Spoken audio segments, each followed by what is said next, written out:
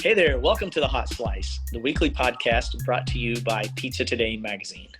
I'm your host, Jeremy White, editor-in-chief of Pizza Today, joined as always by the one and only Denise Greer, executive editor of Pizza Today magazine. Hey, Denise.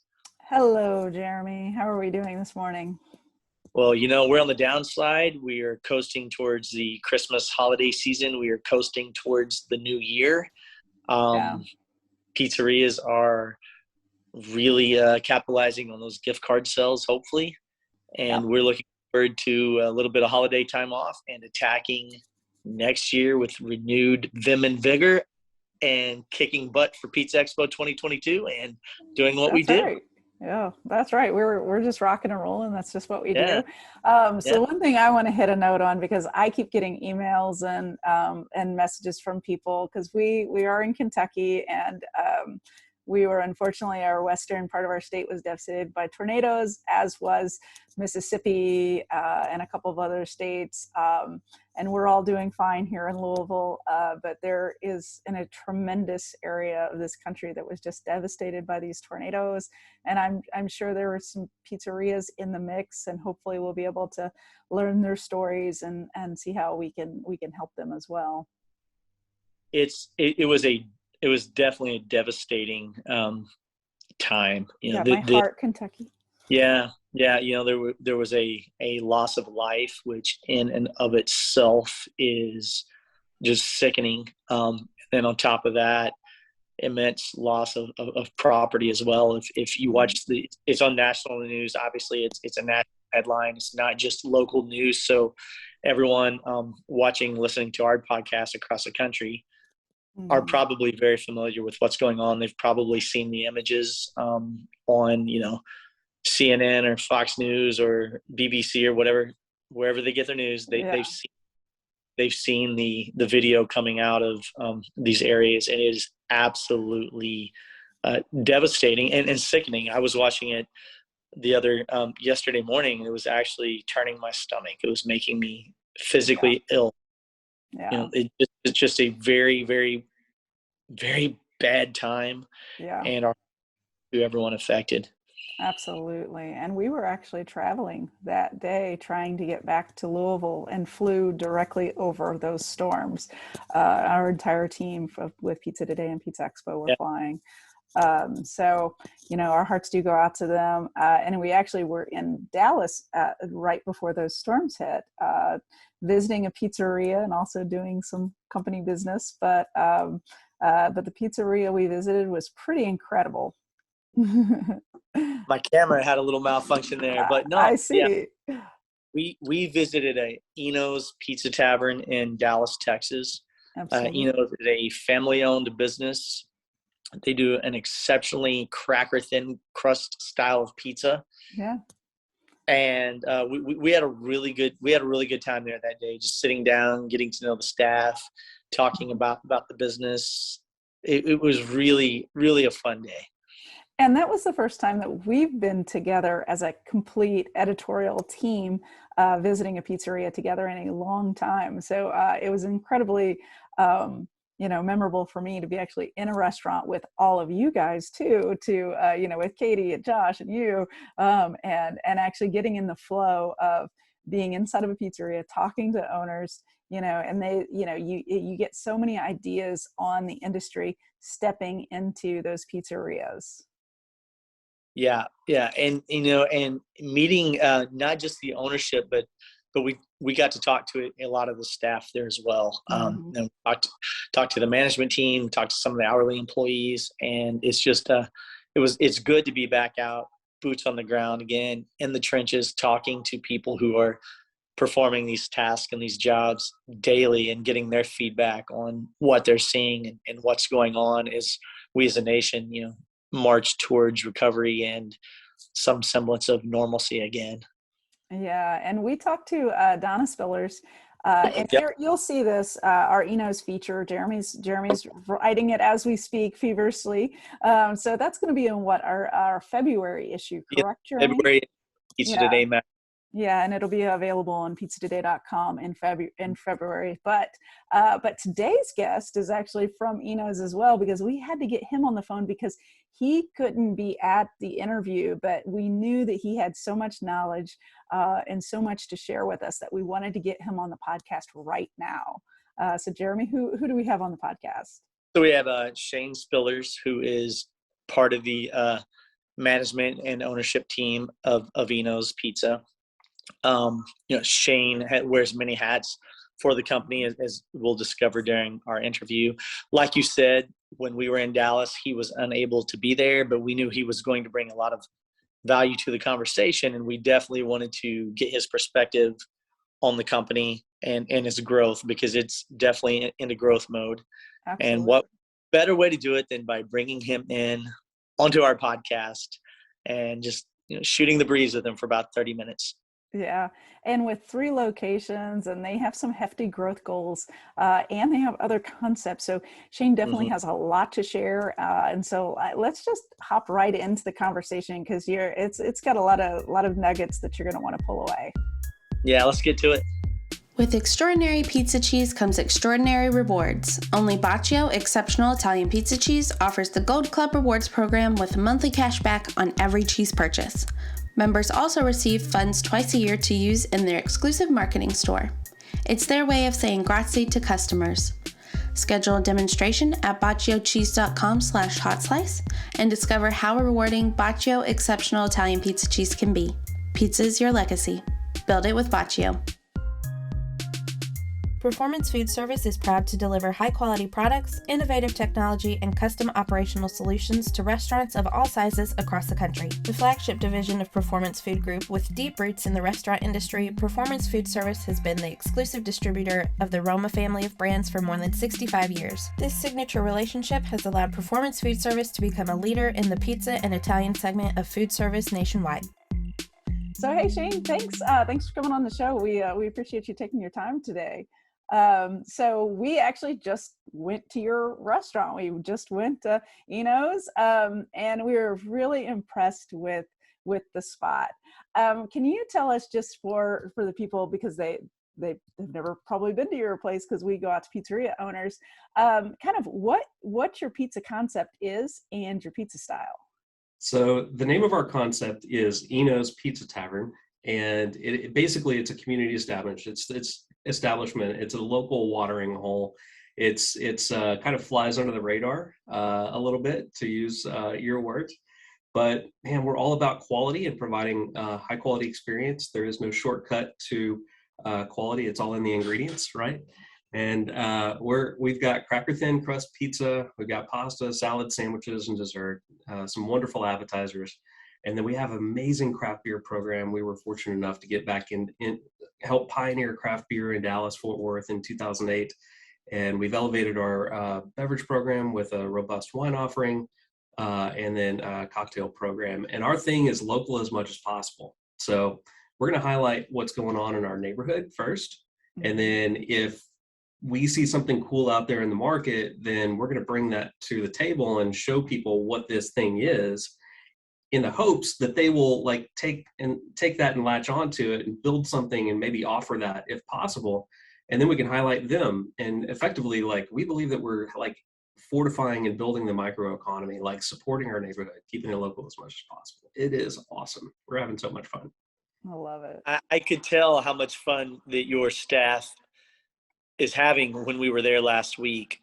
Shane, tell me what attracted you to that ultra thin cracker crust versus any other style of pizza you could be making. Yeah, that's a great question. So at a very early age, my family, so my parents and my 2 younger brothers, we were just on this weekly journey to find the thinnest crust pizza that we could find in Dallas, Fort Worth. And so every Sunday after church, we would go to dinner, and we were going to a place that ideally had thin crust pizza. And so we obviously had our favorite, little spots, but as soon as we found a new spot, we would go try that out. Mm-hmm. And only until my brother, Matt, had a conversation with his neighbor at the time, who was a childhood friend, his dad, basically had the most amazing cracker thin crust recipe that he had ever tasted. And my brother, the genius that he is, the mad scientist, figured out a way to make that on a more commercial basis and introduce that as kind of the platform of Eno's Pizza Tavern. Amazing. That's awesome. Now, as we got to interview your mom, Donna, and she was amazing. But can you tell us a little bit about what your role, because, since it is a family business, what your role with the company is, and kind of what charge that you're leading? Yeah. So I'm sitting in a few different seats in our organization right now. It's funny you asked that specific question, because today I am making an offer to a director of operations so that I can slide out of that role. Thank God. But Eno's is just one of the brands that we have in our portfolio. We have a number of other brands too. And with Eno's, we have 3 locations. And so we're really at the point where we need to kind of delegate and elevate, to use some words that. I love that. But my role specifically right now, I sit in the visionary seat. I'm also an integrator, which basically means I'm setting the direction for where our organization is going, and effectively weaving and harmoniously bringing all the different facets of the business together, from our sales team and our marketing team and our ops teams, plural, finance, back office, facilities, all those different things. My job is to basically just make sure that this thing that we are creating and evolving over time grows in the right and healthiest ways as possible. It's freaking amazing. I love it. That's awesome. So here's the big question. What is that vision for Eno's? Yeah, that's actually pretty easy. So we're going to have 10 locations by the end of the decade. Nice. With 1 outside the Metroplex. So easily said, hard to do, especially given a few of the constraints that we impose upon ourselves, meaning we don't just go to the highest density areas or what most people would like to look at. We're going to communities that have a real need for what we offer. If we believe that we are a community cornerstone, and if that's real in our world, which we believe that it is, our location selection, our site selection, if you will, has been very much rooted in where can we meet a need in a community in a very real way, where we can actually make the economics work. And so that's why we did the strange thing of going from this amazing place in the Bishop Arts District that was kind of up and coming to Forney, which for all intents and purposes over the years has been considered a bedroom community and very much not like the Bishop Arts District.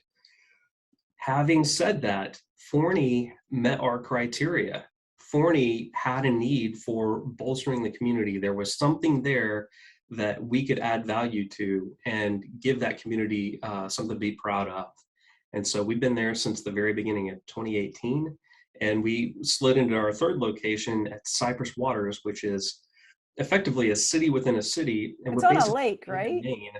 On a lake in the Metroplex.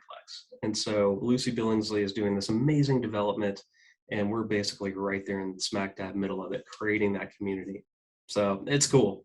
But yeah, I mean, we've got to grow to 10 units, and to do that, we've got to burn some of our ships, right? We got to change the way that we're doing things right now. Mm-hmm. And so we're introducing a commissary kitchen to support our growth. We're trying to be smart about how we handle real estate. And there's a lot that goes into it, but I love it. I love it. It's like this real life massive Rubik's Cube that we get to go figure out.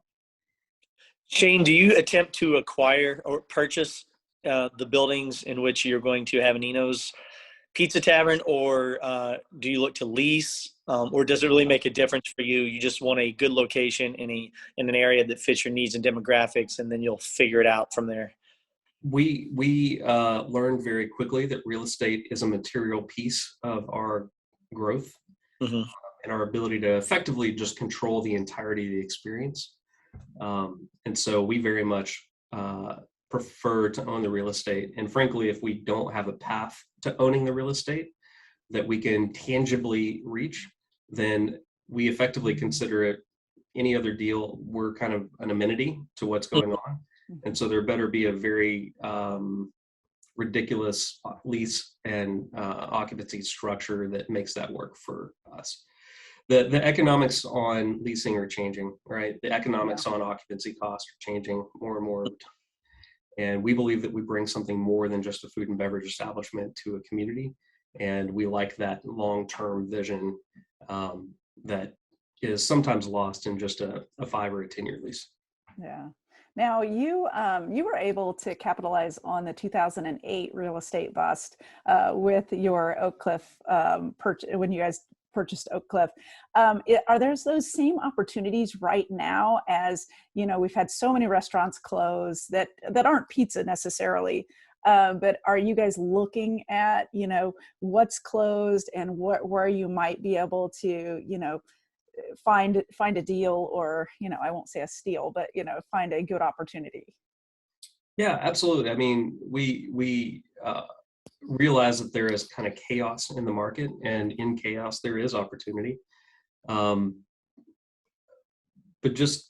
so just because a place goes out doesn't mean it's a good deal for us or a good location for us. It really needs to check all of the other criteria, and if the space that is, you know, the subject space, if it meets that criteria, then yeah, we're going to go after the real estate acquisition if we can. Let's hit on that commissary you were talking about, because I think, you know, a lot of people that have more than one location are looking at, you know, does a commissary make sense, especially in this day and age of labor shortages? So, you know, what does it take to, you know, develop this commissary, and kind of where are you looking at going into adding a commissary? So we purchased some real estate in 2013 that we are now developing out. It was an old Matheson Tri-Gas facility. So they had a retail area, they had a fulfillment area, and they had a storage area with a 3,000 square foot covered loading dock. Okay. It's in our neighborhood. It's central to all of our operations. The facility itself is just over 7,000 square feet. Right. And so for us, like, this was always a part of the plan, because we have more than just one brand, one concept. There was a need to centralize and improve consistency across the board. I can't tell you how important that is for us. But the labor aspect of what we do, specifically around our dough production, we call it skin production, pizza skins. I mean, we currently, for supporting 3 stores, it takes 144 man hours per week to produce that. Okay. And we built 2 of our stores to be able to do dough production. The 3rd store at Cypress Waters, we intentionally did not build out that capability, because we knew that we needed to move to a commissary model, and we knew that we needed to force ourselves to think down that path and go solve that equation, go solve that problem. And so for us, it's all rooted in our ability to solve for that pizza skin production that improves our consistency across the locations, and frankly simplifies our prep and production prep process. And at the end of the day, miraculously, we're actually going to improve on the consistency and the quality of the product at the same time, which is a huge factor in our decision making around whether to do commissary or keep doing what we're doing. Because that quality and that consistency, what people have come to know and appreciate about what we offer, needs to either stay the same, that standard, you know, we have to be at or above that standard, or we have to improve on it. And we believe wholeheartedly that this is an improvement upon what we're currently doing right now. And we're going to go from 144 man hours a week down to 8 man hours a week to produce the same number of pizza skins. So Shane, pizza skins, so you will, if I'm understanding you correctly, versus sending dough balls to the stores, they'll go ahead and be sheeted or pressed or whatever your method is, par baked and then sent to the store. Is that right? Yeah, that's mostly right. Yeah. 8 hours. 8 hours. That's insane. For 3 stores. For 3 stores. Wow, that's an amazing savings just in labor alone. How else will you utilize the commissary outside of producing the pizza skins? So we have every opportunity to batch make our sauces, our soups, our dressings. There are a number of other things that we want to do. Frankly, I'm not the culinary guy. I've got a great team that helps with that. And so Sure. they've got very specific designs on things that they want to start layering in over time after we get strong in those other obvious areas. But it gives us a lot of opportunity. Also, the location itself is pretty central to Dallas. So it gets us the ability to basically stand up a pickup and delivery, kind of like a ghost kitchen, but specific to our brands. It gives us the ability to offer that as well. So we're going to get greater penetration into downtown, uptown, and Deep Ellum, where we can't really do that right now because our crust is so thin, our pizza is so thin, it doesn't travel very well. And so we have that real limiting factor that this product just needs to be able to get from point A to point B in a very specific amount of time. Otherwise, it just dies. It crashes real fast. So getting us a little bit closer to downtown, uptown improves our ability to reach that segment of the market. We're so excited about it.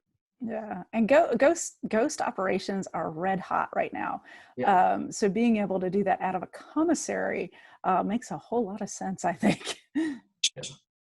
Yeah. Shane, you mentioned having some other brands in your portfolio outside of Eno's. Can you talk a little bit about those? And then what's the reason Eno's is kind of the brand that you decided this is going to be our growth vehicle right now? This is the one we're focusing on growing out to 10 stores over the next few years. So yeah, sure. So I'm also a part of Brood right here. Nice. Yeah. It's a coffee shop in the morning and a watering hole at night, right? So Nice. coffee, we actually roast our own beans. We just started that in 2021. And then we also offer a pretty distinct Texas craft beer offering.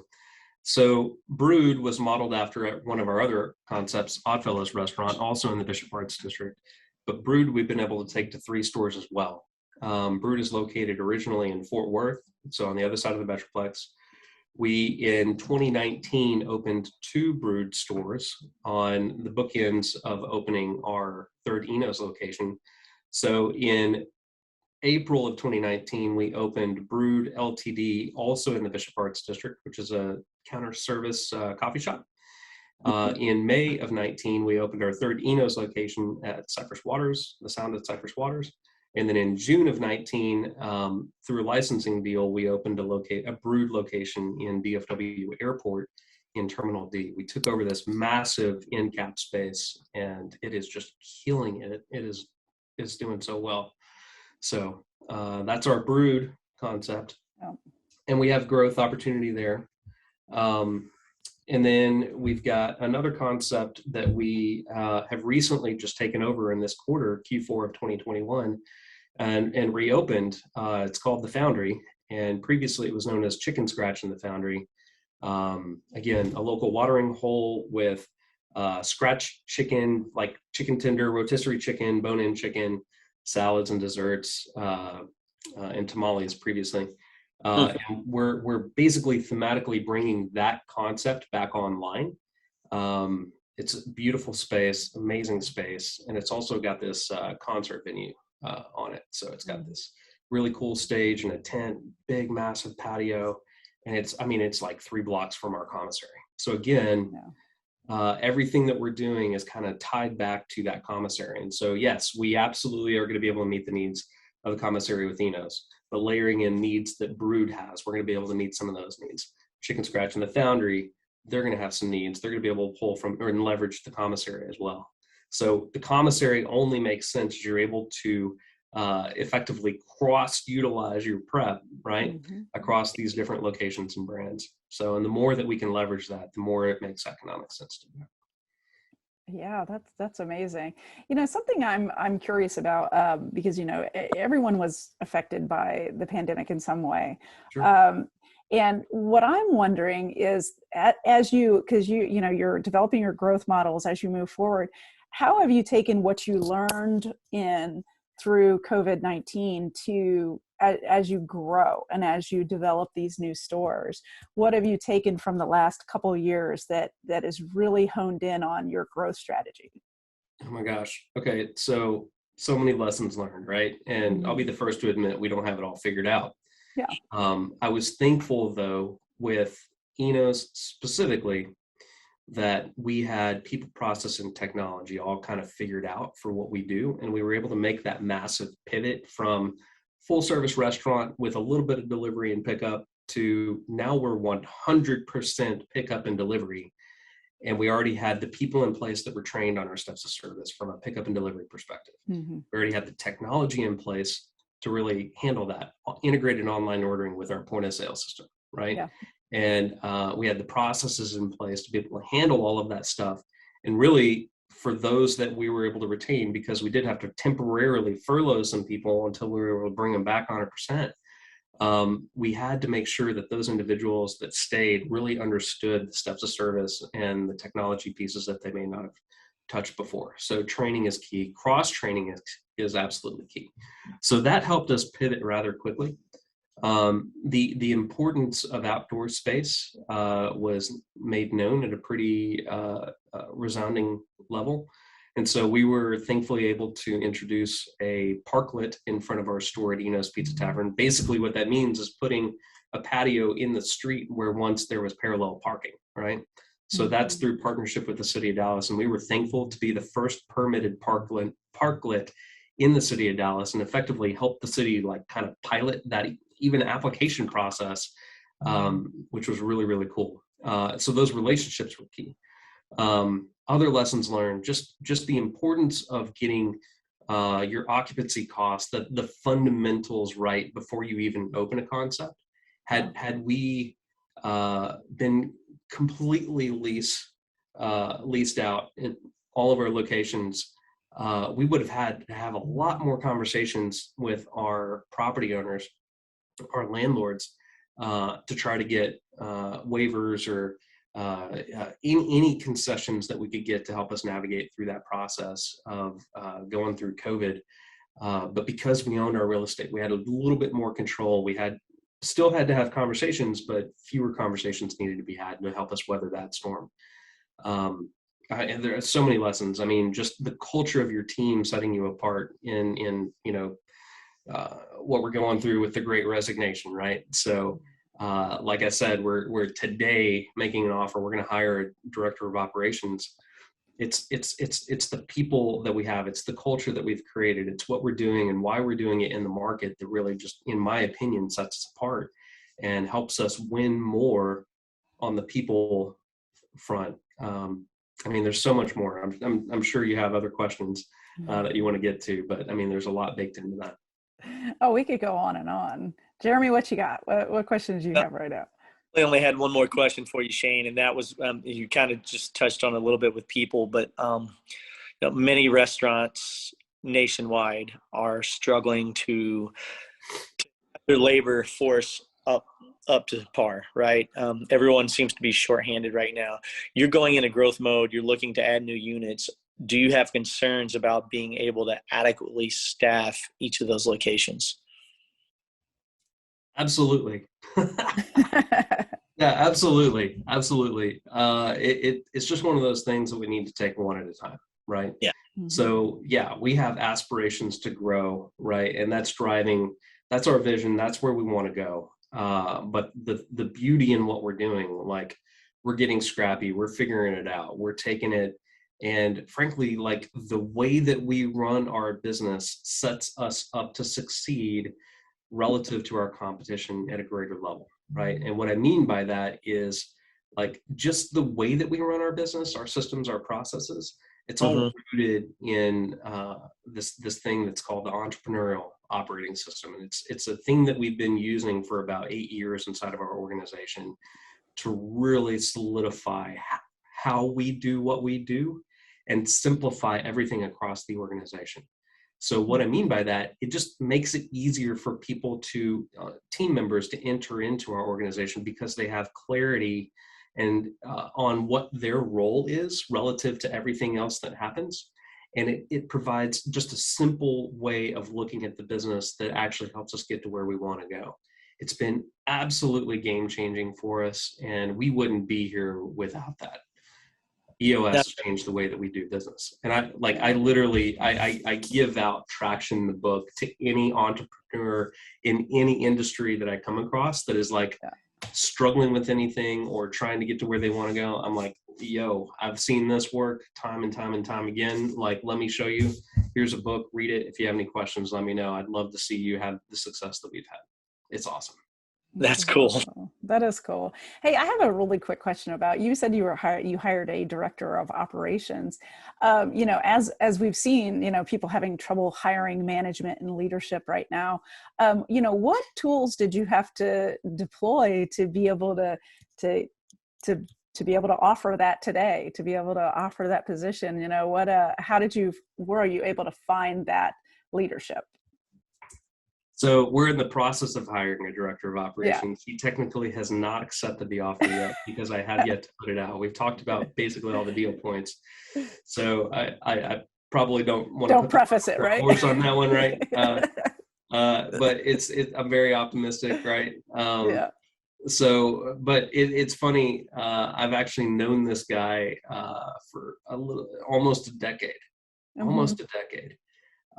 We basically were in an organization together. I was the treasurer in this organization, and I was outgoing and he was incoming. And so we just had a little bit of overlap. And in the brief window of time that I got to know him, I was just super impressed by this guy and his hospitality background. I was like, man, this guy's like in our backyard, like we're neighbors. And I was super impressed by him. And then life happens and you forget about those things, and fast forward, we're starting to look for the right fit individual. We got to get the right people that are core values fit individuals in the right seats where they can execute. And somebody just made a local neighborhood connection back to this gentleman. And I was like, I know this guy. How do I know this guy? Right. Yeah. And so we connected, and it was like, oh, I was the treasurer, and then you were the treasurer of this organization. Yeah. And so that's how we found this guy. And yeah. I love that. I love that because it personalizes the experience, right? Mm-hmm. Yeah. And frankly, the fact that he and I were both in this organization together, there's already mental alignment, right? We're already kind of about the same things, and we understand how our neighborhood works. So it's amazing how those things just happen to work. A lot of our best hires happen that way. Yeah.